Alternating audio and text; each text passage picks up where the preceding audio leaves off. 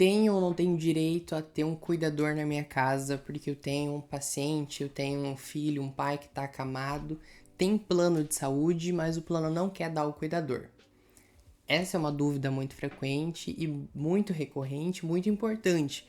Por isso, nesse vídeo eu vou desmistificar para você o que é esse tal home care, o que é esse atendimento em casa, se você tem ou não direito a ele e como você faz para conseguir que ele seja efetivado.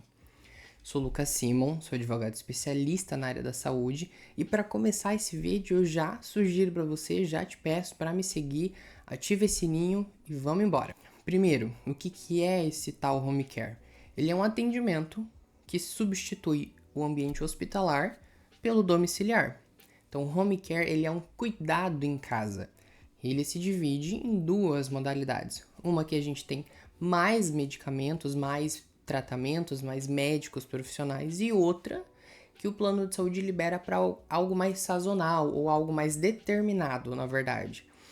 Esse segundo se chama assistência domiciliar. Então, por exemplo, se o paciente aí sofreu algum acidente, precisa de algumas sessões de fisioterapia em casa, porque não consegue ir ao local, à clínica que faz o procedimento, o tratamento. Nesse caso, o plano de saúde libera para que outros profissionais fisioterapeutas vão até a casa do paciente, façam ali, cumpra aquela carga de sessões e acabou. Então você só substitui para alguns tratamentos específicos um ambiente pelo outro. Já a internação domiciliar, ela é muito mais ampla, porque na prática o paciente também está numa situação clínica muito pior. Então o home care ele contempla um número muito maior de profissionais para atender aquele paciente. A exemplo de visita médica todos os dias, a cada 2, a cada 3, isso depende da necessidade do paciente. Técnico de enfermagem 6, 8, 24 horas, a depender também da necessidade. Fisioterapia, fonoaudiologia, enfermeiro para fazer a visita, organização dos medicamentos, nutricionista, enfim, varia conforme a necessidade do paciente. Inclusive, é muito importante acompanhamento com psicólogo, com psicóloga, não só para o paciente, mas também para a pessoa diretamente envolvida ali no seu tratamento. Pode ser mãe, filho, esposo, esposa, enfim. Quem é afetado diretamente por essa condição de saúde do paciente também tem direito a receber acompanhamento por profissional.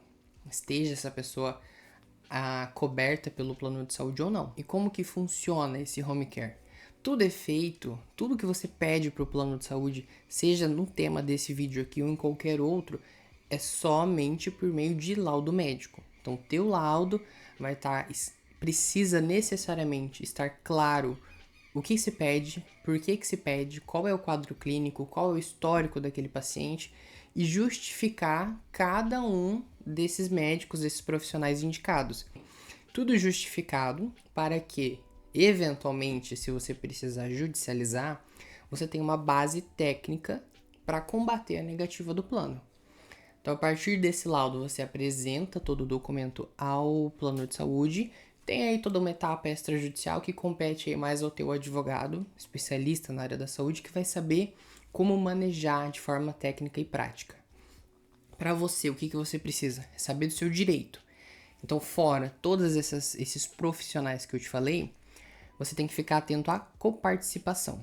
Ainda que o seu contrato preveja coparticipação e você pague por ela mensalmente, por tudo aquilo que você faz uso para o tratamento home care, não pode ser cobrado quando da internação domiciliar. Isso porque o seu contrato com o plano de saúde, ele é regido pela Lei dos Planos de Saúde.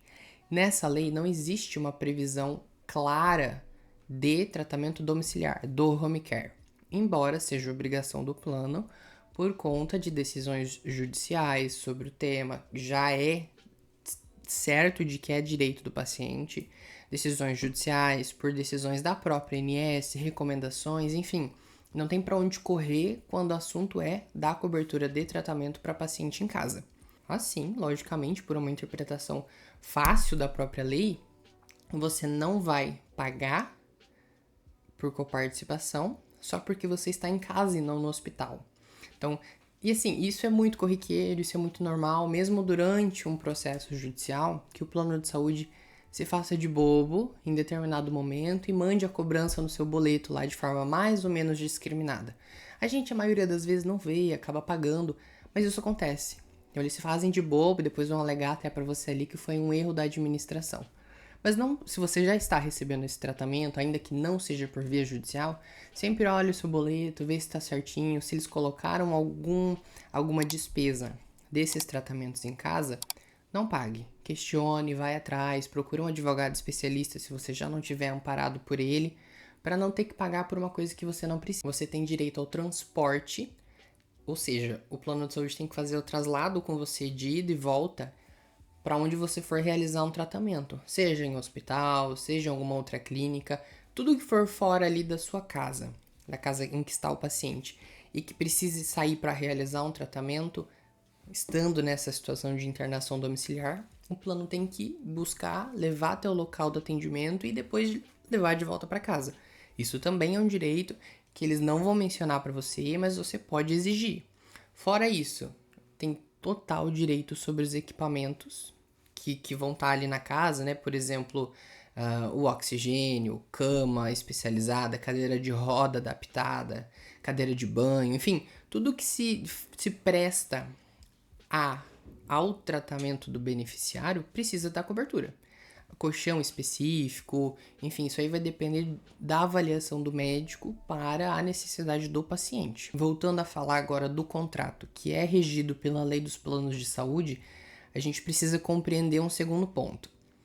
É legítima a exclusão de fornecimento de medicamentos que não sejam ministrados no ambiente hospitalar. Ou seja, se você vai pedir algum medicamento para o plano de saúde, ele não é obrigado a te dar, como se fosse uma farmácia, por exemplo. Ele não é obrigado a cobrir medicamentos que não sejam aqueles em que você usa enquanto está internado ou aqueles específicos para tratamento de câncer. Mas isso eu faço um outro vídeo explicando melhor a questão do câncer.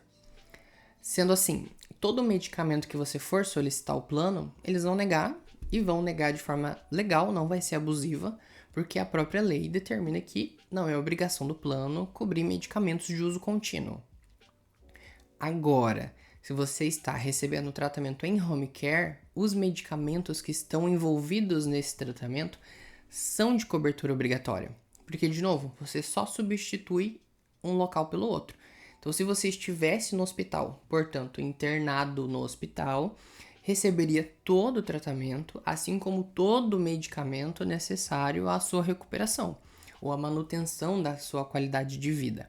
Assim, se você troca só o hospital pela casa, não tem por que você pagar em um lugar, em um local e não pagar no outro. Então também, coparticipação ou negativa de medicamento, isso aí não cola. Não pague por uma coisa que você não precisa. E aqui a gente volta no início do vídeo. Pode ter cuidador? Não.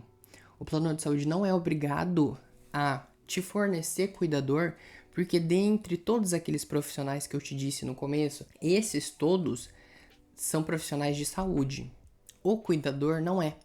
O cuidador ele não tem uma formação em saúde para que o plano de saúde seja obrigado a te fornecer. Então ele, o cuidador no caso, é uma pessoa voltada mais à companhia do paciente. A ficar junto, a observar, às vezes ajudar a caminhar ou a se sentar, a alimentar ali no processo de higiene. Mas ele não é um profissional de saúde e ele não pode ser confundido com o técnico de enfermagem. O técnico, sim, ele é um profissional que muitas das vezes na vida prática ajuda na parte da alimentação, ajuda a dar banho, faz companhia para o paciente, mas é para situações emergenciais. Então o médico só vai solicitar acompanhamento por técnico de enfermagem se esse paciente precisar de acompanhamento técnico específico, a depender do tipo de medicação que faz uso, a depender do estado clínico, se precisa de vigilância constante de um profissional que vá saber fazer algum atendimento de emergência rápido. Enfim, tem aí todos os requisitos mais técnicos, mas não se confunde a figura do cuidador com este técnico de enfermagem. Então, se você só precisa de alguém que vai substituir você ali na vigília, né? Vou trocar a noite pelo dia, o dia pela noite, ou enquanto eu trabalho, eu preciso que alguém fique lá com o paciente. Isso quem faz é o cuidador. E essa vigilância, ela não é obrigatória ao plano de saúde. Um ponto muito específico que a gente precisa observar, que também é uma dúvida muito recorrente, é o dano moral. Existe ou não existe dano moral para negativa? Sim, em todas elas, mas tem que ver na análise do advogado, o que é indenizável de fato. Porque nem todo dano gera direito à indenização. Ou se gera direito à indenização a valores muito irrisórios, em decorrência do tipo de gravidade que o paciente, o beneficiário, sofreu. O que entende o judiciário? Que a mera quebra contratual não gera dano moral. Ou seja, ainda que o plano de saúde deva me fornecer um tratamento, mas negue por qualquer que seja a sua decisão abusiva, só vou receber indenização moral em relação a isso se eu sofrer algum dano. Por exemplo, eu tenho um contrato com você, você paga para mim mensalmente um valor e eu vou te fornecer um serviço. Se você me paga e eu não te forneço por razão justificável qualquer, existe uma quebra no nosso contrato. Você está cumprindo com a sua parte, eu não estou cumprindo com a minha.